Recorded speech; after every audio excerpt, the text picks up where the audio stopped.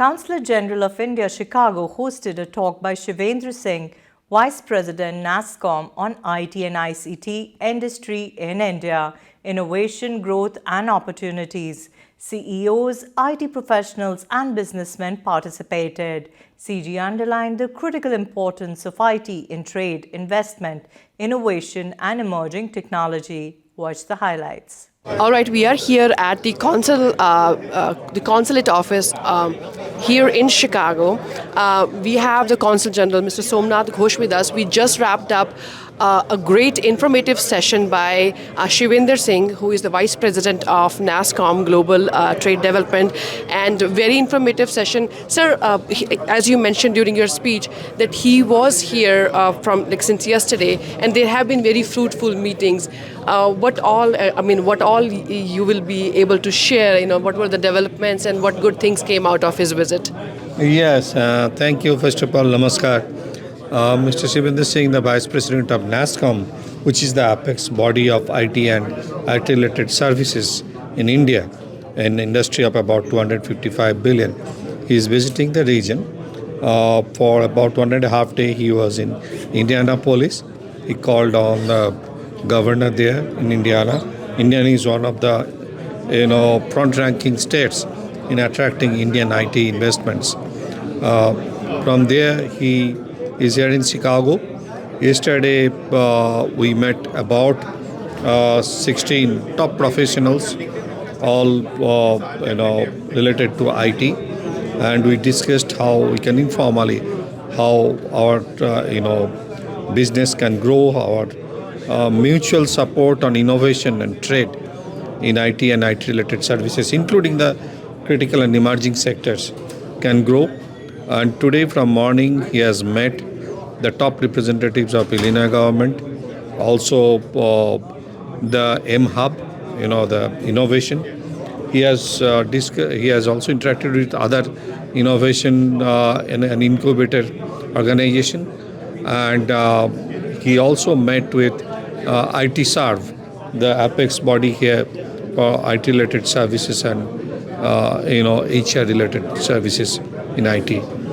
So today, after that, this event, this talk by him took place, where he talked about IT industry, its opportunities, the critical and emerging sector, and various issues related to India-US IT sectors, opportunities as well as the various challenges that we need to tackle.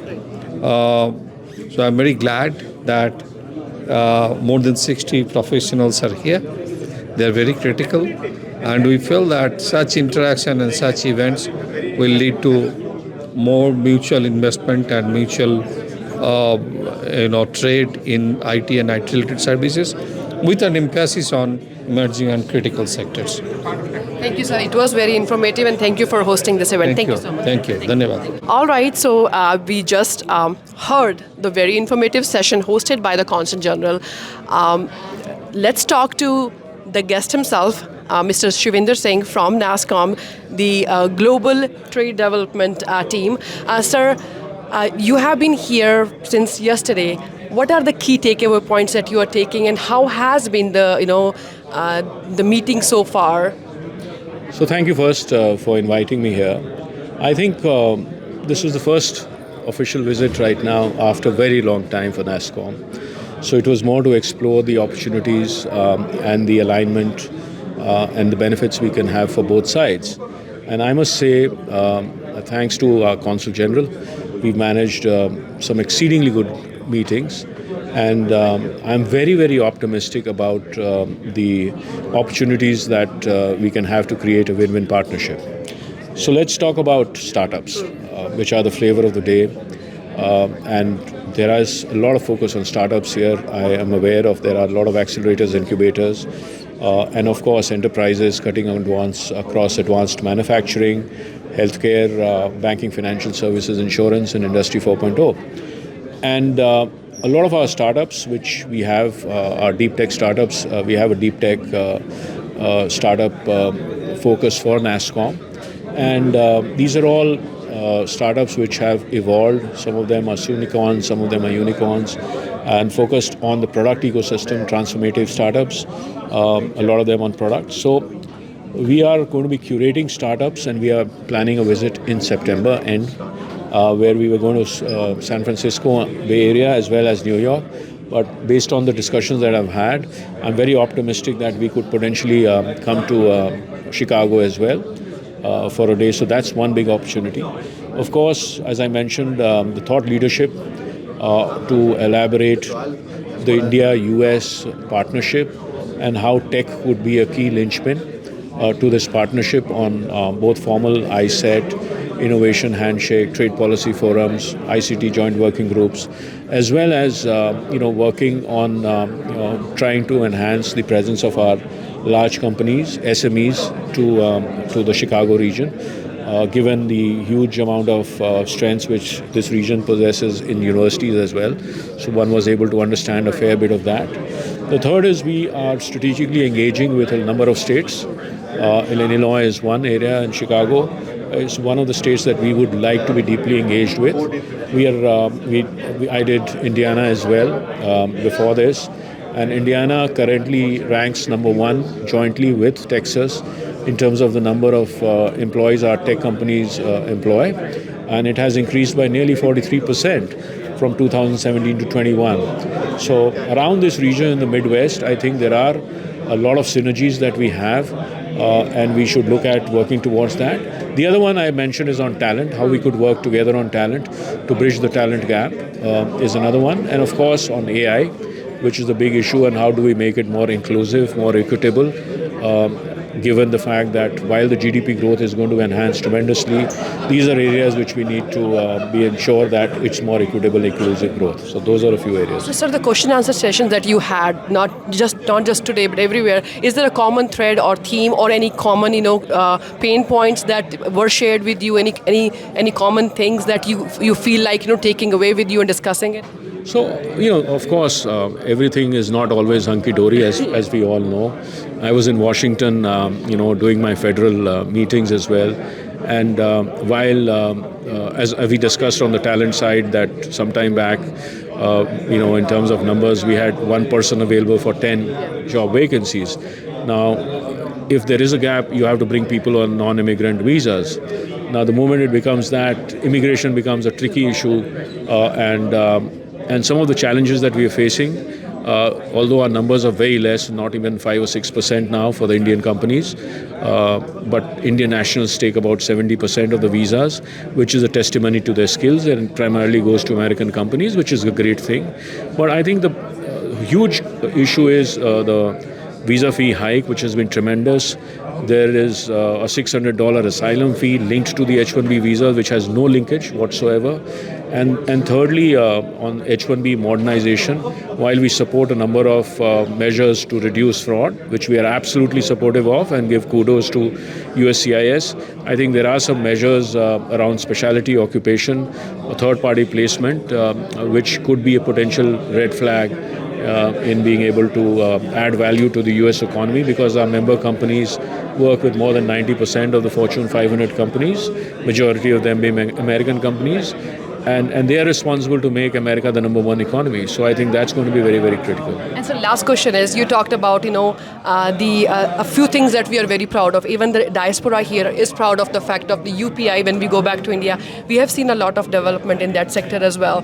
And so you think that the political ecosystem between two countries is going to and plays, a critical part, and especially the upcoming elections in the US as well. So, many things are dependent upon the relationship, the strategic partnership between two nations? So India and US, I think the alignment is possibly the best, and tech sector is key to this partnership. That's point one. Absolutely, it's a very proud thing that India has led on the digital public infrastructure, direct benefit transfer, equitable, inclusive, interoperable, everything. So, UPI is one big success story, and as I mentioned, nearly 1% of India's GDP is happening through the current DPIs, mature DPIs as we call it, through some of the other DPIs which are there. If they achieve full implementation, it can increase the GDP of India by another 2.9 to 3.5%. Now, obviously, India is speaking to a number of nations on this. Each country may have its different differences on how to implement, what to implement, but the core issue remains the same. Is this something which is unique? The answer is yes. Is this something which is transformative? The answer is yes. And each country, and is this something which India has led on creation? The answer is yes. Now, if we want to take it around the world and we are discussing it, each country may have different set of compulsions and different issues to focus on. So they may take some of this and they may alter it or tweak it to their needs, but the fundamentals remain important, and that is what we are talking about. Thank you so much, sir. And we had a great session. Thank you for all the information. We look forward to hosting you again in Chicago. Thank you so much. Thanks so much for coming. Thank you. Namaskar. Thank you for joining us at such short notice. We may have more visitors and we'll be waiting for them. But in the meantime, we can start because you'll always get some time to interact with the visitors and with each other. When we talk of India, sometimes at least most part of the world, somehow the image of India is connected to IT. Many of us, those who are here, would remember that there was a milestone in the year 2000, around that time.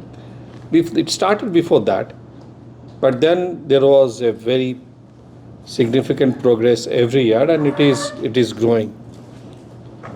And United States is one of the largest, in fact, the largest partner in it. So we are very happy that the Vice President of NASSCOM, the apex body, National Association of Software and Services Companies, NASSCOM, India, he is visiting us. Yesterday, we met in a smaller format, some of us. Today he has had good meetings, at least 3 of them. And this is an occasion when we'll hear from him what is NASSCOM very briefly, if somebody is not done, and what is the industry that it represents, the total volume and the diversity, and what it is looking forward to from Chicago and Greater Chicago. So thank you, Shivendra Singh, for coming and joining us. And what I would propose that you will speak for about 20-25 minutes. Is it okay? Yeah. Whatever you wish, we'll wait, don't worry. And then it will be followed by question and answer. Thank you so much, Consul General, for your kind words and for the amazing hospitality. I must say that, I travel a lot around the world, given the role that I have. I haven't had this kind of responsibility ever. So, a round of applause for our Consul General, please. And thank you so much for coming and taking out time today. I know it's a Monday evening, so Monday is probably the busiest day for all of us. But I think one of the things that I would like to absolutely set on record, that although it is the first visit to Chicago, and yesterday evening and today in a few meetings that we did, I think there are a number of things which come out very loud and clear. Number one, the amount of cohesion that I've seen across the tech players, the enterprises, the startups, and of course, shepherded by a very able Consul General, is amazing. I haven't seen this kind of cohesion, in many other places. So that's one. The hunger to engage between the Chicago ecosystem or Illinois ecosystem and India is another great one. The Consul General highlighted the fact that India-US bilateral relationship is the most powerful one. In terms of trade, we want it to be the most powerful one because we don't want China to overtake the India, US bilateral relationship. So that's something we'll keep on going. And as the tech industry, I must say that we are contributing tremendously to this relationship. When I compare it to China, the whole industry is about a $254 billion industry. The exports are nearly $200 billion. So it's an export-driven industry. But US by far is the largest market, which is about 62% of the 200 billion. The Brits can sometimes say that, we are 17 to 18%, and maybe per square feet we are more. But that's a separate discussion to be had. Whereas China is, we don't even know what the China numbers are in terms of it's so small. So I'm just trying to belabor the point that the bilat India-US relationship has the tech sector as a linchpin of this relationship on both sides, and we'll discuss that.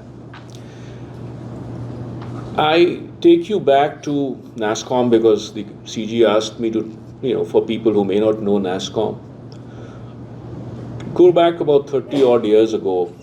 Now for the tech industry, it's a lifetime, 30 odd years.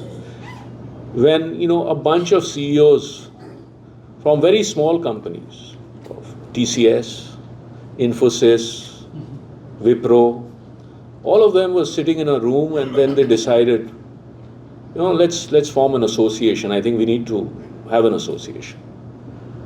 And then NASSCOM was born. At that time, the cumulative revenue was about $50 million.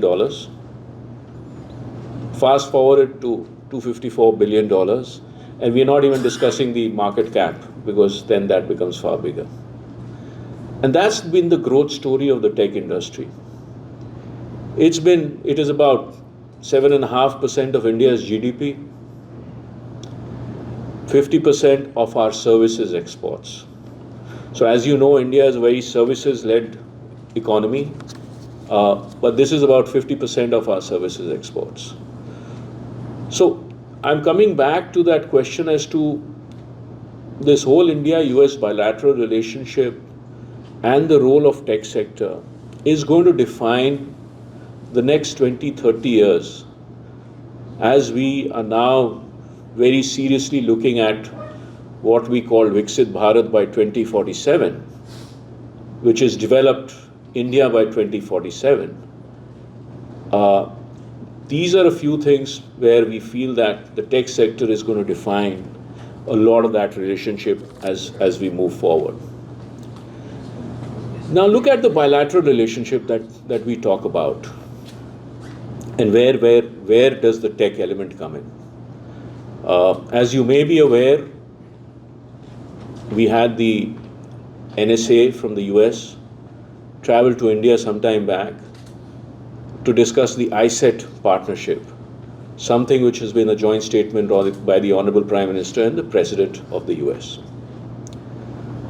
We've had innovation handshake as a part of discussions where both India and US will work together, including very strong startup element to it.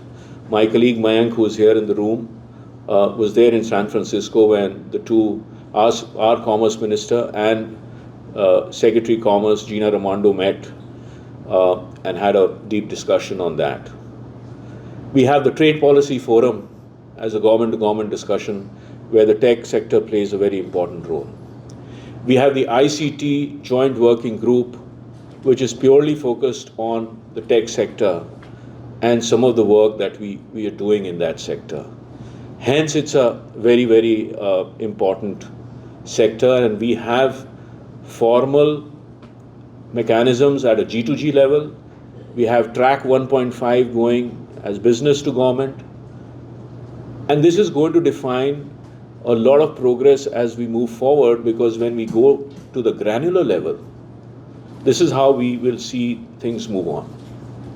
Now, why India? I think from a US perspective, I think it's important to note as to why should America be dealing with India. I'm not getting into the China plus one strategy, which probably you know as well, or if not better than me.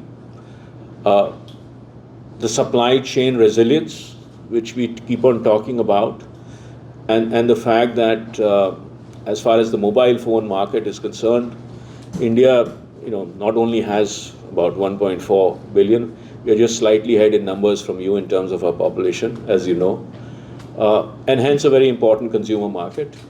So Apple decides to set up its supply chain. You have Foxconn, which is there now. And now with the semiconductor supply chain being the talk of the town, America is spending a lot of money to attract TSMC, for example, to Arizona and some of the other states. We in India are also working to attract. So Micron decision to come and set up, is a good example. So that again is going to be defining a lot of things. Now, and that's where India is going to be important in terms of this whole supply chain partnership. Now you have Quad, which is again going to be another one. You have IPEF. So beyond the bilateral, there are a number of areas that we are working together to kind of define progress between the two countries. Now, when we look at global GDP, last year and this year, it's just about 3.1%. When we look at Indian GDP, it's practically double of that. So India has been a country which is the fastest growing economy. We used to say the fastest growing free market economy for a reason. And I'm sure you know the reason why. But now we can very proudly say we are the fastest growing economy, because even the non-free market economies are not growing at the rate at which India is growing. So that's a great story. We've had a lot of headwinds on the tech sector, and of course the Russian invasion into Ukraine, or the Israel-Hamas conflict, for example, hasn't helped in this cause. And then Taiwan and China. So business decisions have slowed down, and hence the tech sector hasn't seen the kind of cataclysmic growth it had seen during the COVID period, where everything transformed into tech, if you remember that. Now, despite that, there are a lot of green shoots which we are seeing. And one of the green shoots that we are seeing is AI. And AI is growing at about 30%. And even if you look at conservative estimates by a lot of analysts, by a lot of consulting companies, the growth is not going to be like this. It won't have a sustainable growth model. It'll be a cataclysmic growth like this, where they're saying that the GDP growth is going to be growing by multitude after the next 2 years, when the real effects of AI are going to be seen.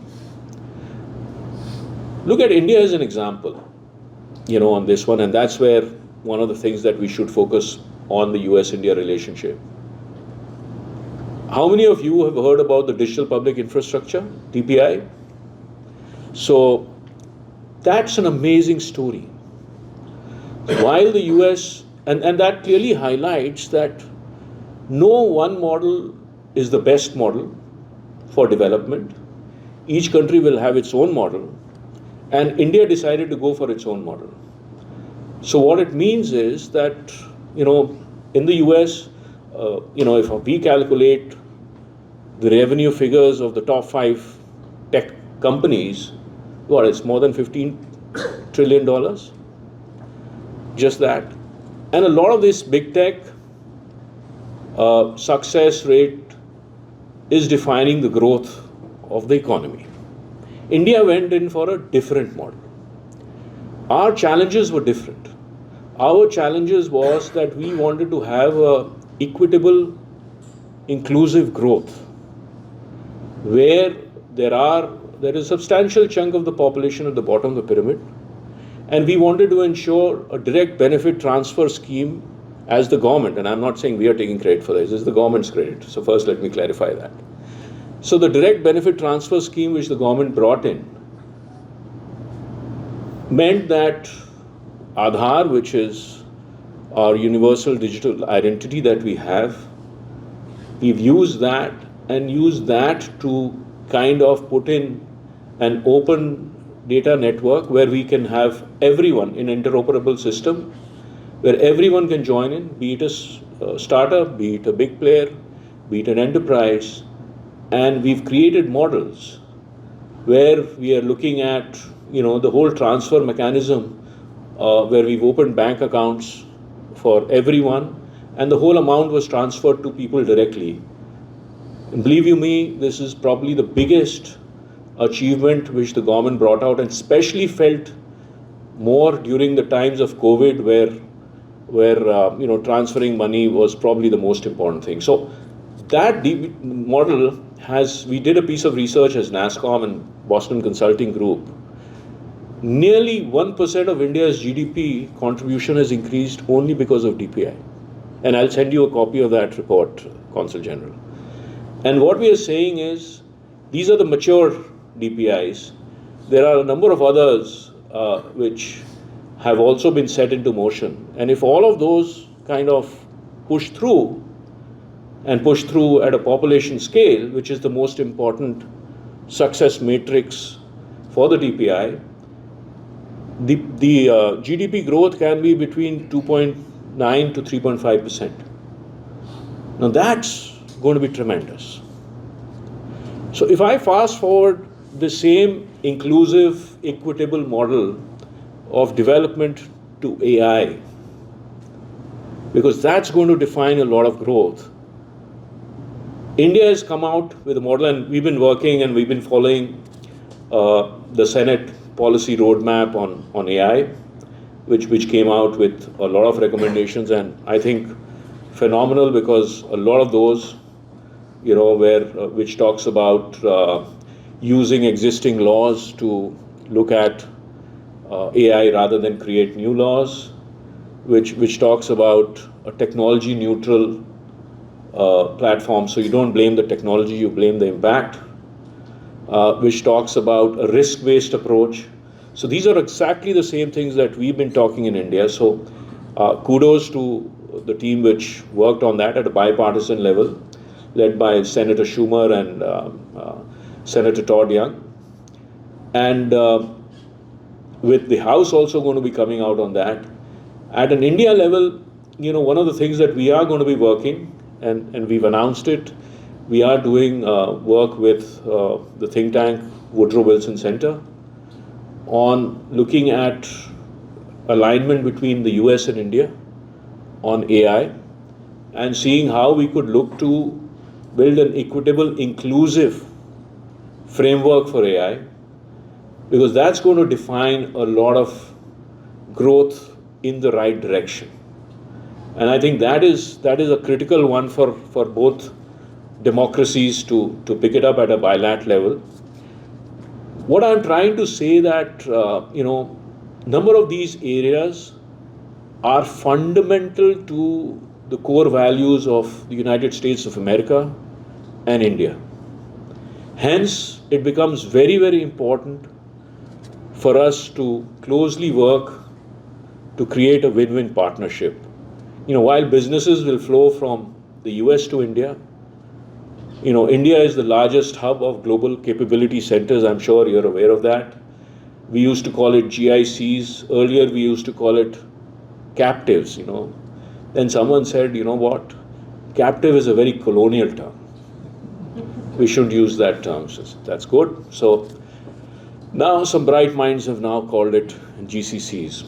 So we have more than 1,600 GCCs in India. We are the largest recipient for global capability centers. NASSCOM estimate is about $45 billion in revenue of these GCCs. So if it's a JP Morgan, it has its second largest hub out of India. If it's Morgan Stanley, if it's State Street, many of them you know, and and that is what the success story of India is all about. We talk about obviously the success story of Indian companies in the US. We did a piece of research some time back, and guess what? The contribution of the Indian IT sector, I'm just talking about the IT sector, I'm not getting into manufacturing, is about $80 billion to the US GDP, which I'm told is bit more than GDP of a few states in the US. So, a large contribution. We employ more than 500,000 high value add jobs. We create that. And why is this all happening between, Indian companies coming here and being so successful? And the most important contribution, which is very difficult to quantify, is that Indian tech industry works with more than 90% of the Fortune 500 companies, majority of them being American companies, enable them to grow and create more jobs and be the number one economy that the US is. That is a very difficult one to quantify, but it's there. We have IT Serve Alliance today, and I know that we just had a great meeting, and they have, I think, more than 2,000 plus 500 SMEs who are very, very active. As someone told me, very early in life, we can celebrate the success of a few large companies because they're obviously doing great work. But if every 10th person became an entrepreneur and hired 10 people, can you imagine how the GDP of the country would grow? I think it's only now with the advent of startups that we've started celebrating entrepreneurship because scalability is less of a challenge now. So I think these are a few things which we need to keep in mind. Now, why is this happening? Why is this such a pronounced growth of engagement between India and the US on both sides?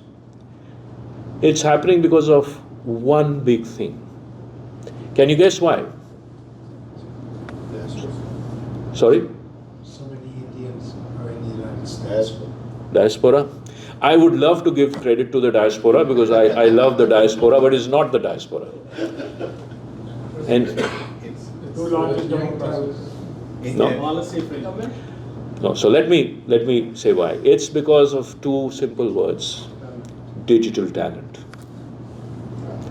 That is where we punch above our weight. Someone told me a story where basically there was one line was that Indians take to STEM like fish takes to water. And I think that's a very good story, and that's the truth. Now, around the world, including the US, there is a huge gap in talent. I was reading, one of the people who writes in Forbes and Wall Street Journal some time back, we said, there's one available person for 11 job vacancies in computer occupation. It's bad, and with the advent of AI, it's going to be worse. Now, there's a separate discussion to be had as to what's going to happen to jobs when AI comes into full force, and that's for a separate day. I'm sure while the Consul General asked me to speak for 15-20 minutes, he didn't think that I may speak for 1 hour if I focus only on the AI element. So, digital talent is going to define a lot of our partnerships. And I was super impressed with IT Serve Alliance mentioning that they were spending about $1 billion on STEM upskilling here in the US. We've calculated for typically the large companies, spent about $1.1 billion on upskilling, worked with about 130 plus colleges and universities. And that's one of the big reasons where you will see a lot of transformation. Now comes the key question. When we see this as a challenge, what is it that we can do on talent together? Because I'm sure there are things which we can do together, right?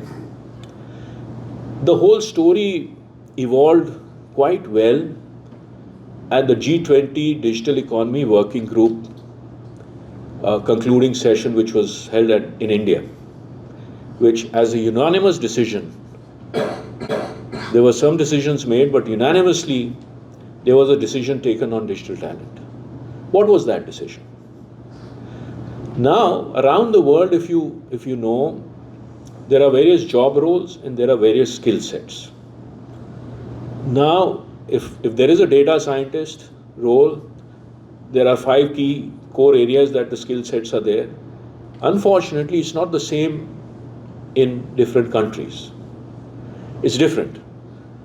Now that creates a problem, right?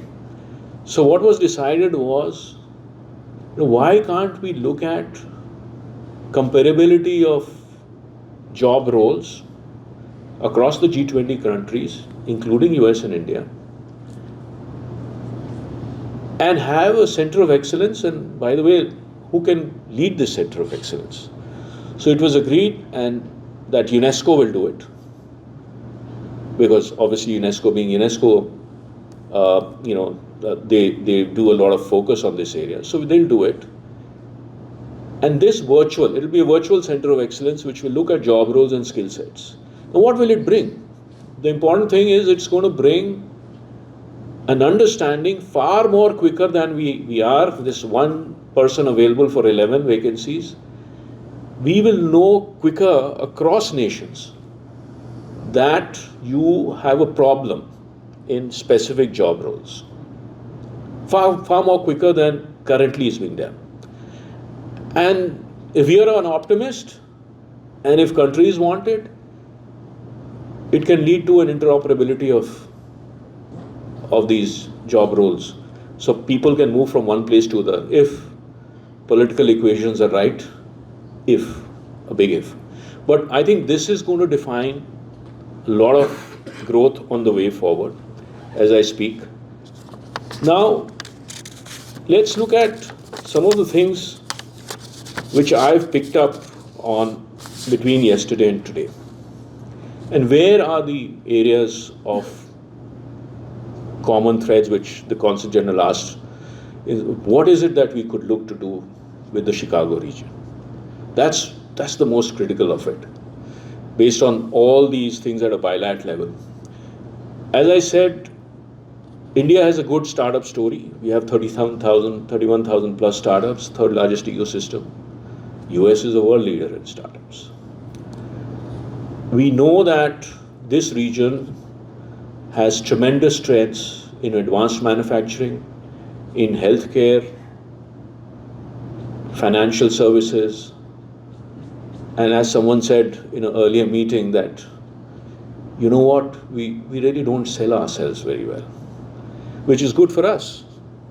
Because, I always make the comparison of Israel and Finland and Sweden, the Nordics. Israel oversells, so it's difficult. Nordics undersells, maybe it's the way of life which they have. So it's good for us. So I think that way, we think that there is a strategic fit for our startups in Indian startups. And as NASSCOM, we have a program for deep tech startups. So we don't look at early stage startups who are just about raising funds at an early level, who don't even have a pilot and are looking to create that first pilot. These are all, mature, transformative startups, not the typical SaaS startups, but product startups, and doing great work. And a fair amount of our focus are on AI startups across some of these sectors. So the first big partnership could be potentially in sectors of advanced manufacturing, Industry 4.0, healthcare, and financial services. And, and we could look to work towards that. So that's one.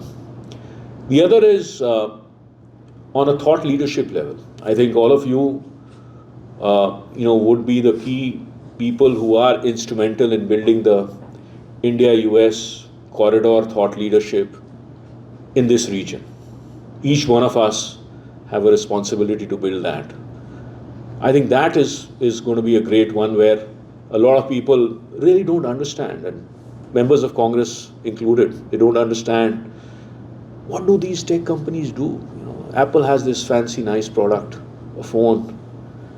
But by the way, guys, what goes inside the Apple phone is developed by these tech players.